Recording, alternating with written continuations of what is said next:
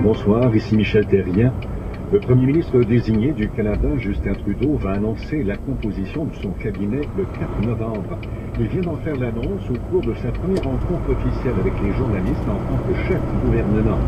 Il s'y était engagé. Il y aura autant de femmes que d'hommes au sein du Conseil des ministres et il fera aussi une place de choix aux élus québécois. Nous avons juste à regarder les femmes extraordinaires qui se sont fait élire pour le Parti libéral à travers le Canada pour souligner que ça va être un cabinet avec la parité homme-femme. Par rapport au Québec, je suis, en tant que Québécois, profondément touché d'avoir vu à quel point les Québécois ont choisi de se réengager au sein d'un gouvernement du Canada. Ce sera reflété au sein du Conseil des ministres aussi. Justin Trudeau maintient aussi son engagement de mettre fin au système majoritaire uninominal à un cours, de façon à assurer une meilleure représentation des partis aux communes. C'est un de nos engagements que ce serait les dernières élections basées sur ce processus-là. Nous avons beaucoup de travail à faire, de consulter, d'être engagés avec les Canadiens, d'étudier la question pour qu'effectivement les prochaines élections soient faites de façon différente. Justin Trudeau s'est entretenu au téléphone avec les présidents Barack Obama et François Hollande, ainsi qu'avec les premiers ministres mexicains, britanniques et italiens. À peine élu, le nouveau gouvernement Trudeau se fait presser par Montréal et Québec de renoncer au péage sur le futur pont Champlain. Le Parti libéral avait promis, durant la campagne électorale, de ne pas instaurer de péage pour financer le futur pont entre Montréal et la Rive-Sud, contrairement au gouvernement conservateur. Benoît Chapdelaine a préparé ce reportage. On a maintenant un gouvernement qui va respecter Montréal et qui respecte les Montréalais. Le maire Denis Coderre est très satisfait des résultats électoraux de son ancien parti. Il y voit le règlement de plusieurs dossiers qui envenimaient les relations avec Ottawa. Évidemment, ça veut dire que le péage Pont-Champlain dans le Nord, on est bien content. On a levé les dalles de béton. En matière de Poste Canada, on a dit qu'on allait ramener la livraison à domicile. Le ministre des Transports du Québec, Robert Poitier, a lui aussi rappelé la promesse libérale d'abolir le péage sur le futur pont. J'ai entendu clairement, à part des libéraux, qu'il n'y aurait pas de péage sur le pont Champlain. Et c'est une excellente nouvelle pour l'ensemble des Montréalais, mais aussi de tous les gens de la région métropolitaine. Alors, moi, je pense que c'était une problématique inquiétante. J'en avais parlé beaucoup. Également satisfait, le maire de Brossard, Paul Leduc, a indiqué que l'instauration d'un péage sur le pont Champlain aurait inévitablement entraîné des péages sur les autres ponts entre la Rive-Sud et Montréal. Il reste à savoir comment le nouveau gouvernement Trudeau prévoit financer, sans péage, le projet de plus de 4 milliards de dollars. Ici Benoît Chapdelaine, Radio-Canada, Montréal. À Saint-Jean-sur-Richelieu, en banlieue de Montréal, des proches et des militaires ont rendu hommage ce matin à l'adjudant Patrice Vincent, tué il y a 1 an par Martin Couture-Rouleau, un adepte de l'islam radical. Le jeune Québécois radicalisé avait foncé avec sa voiture sur 2 militaires, dont l'adjudant de 53 ans. Il succombera à ses blessures. Éric.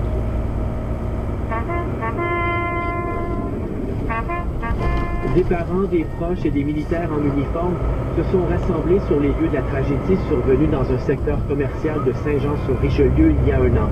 Une oriflamme a été dévoilée lors de la cérémonie. On voit sur la bannière accrochée à un lampadaire du centre-ville la photo de l'adjudant Patrice Vincent, accompagnée de quelques mots qui appellent à se souvenir de lui. Une prière a été lue en mémoire du militaire. L'adjudant Patrice Vincent est décrit comme homme humble et attentionné. Il représentait exactement le contraire de l'idéologie féroce qui lui a tragiquement coûté la vie. Des représentants de différents paliers de gouvernement ont assisté à l'hommage.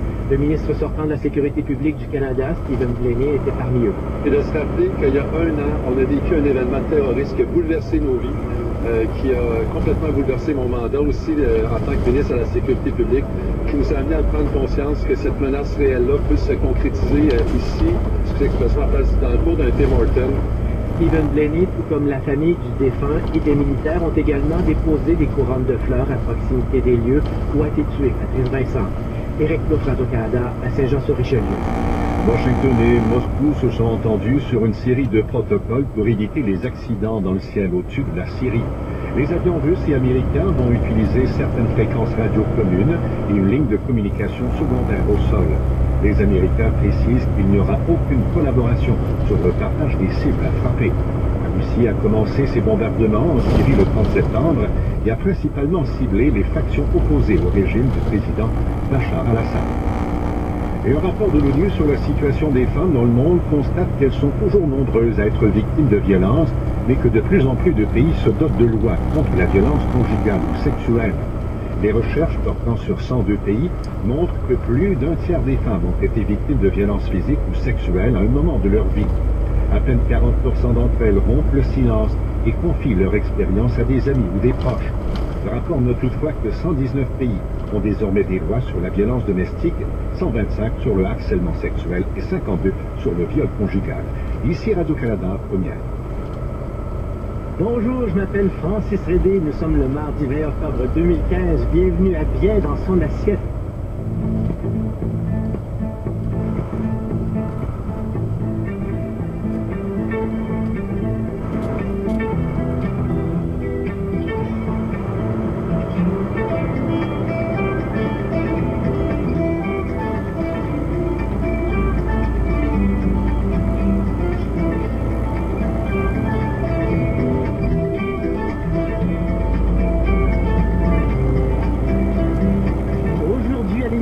Un livre d'art culinaire, un véritable documentaire sur papier touchant sur une famille et sa fromagerie, le thé, une boisson qui mérite de se décliner en accord du mes été, et les confitures de noix qui ont accompagné bien des familles d'ici dans l'intimité du petit matin.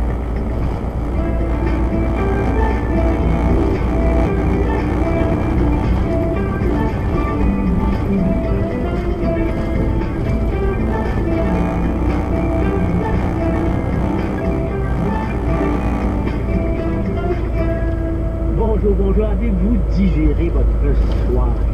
Au lendemain de cette soirée intense, il y a eu une soirée intense, il y a eu des heureux, des moins heureux, 40% de la population à peu près doit être heureuse et 60% les moins. Alors c'est comme un repas très intense, très copieux. Alors il faut quand même digérer ces moments-là, que ce soit heureux ou moins heureux, le trop plein, il faut le digérer et on pense à l'alimentation. You have 0 hours and 30 minutes of remaining drive time. Pourrait aider à la digestion. Est-ce que c'est vrai?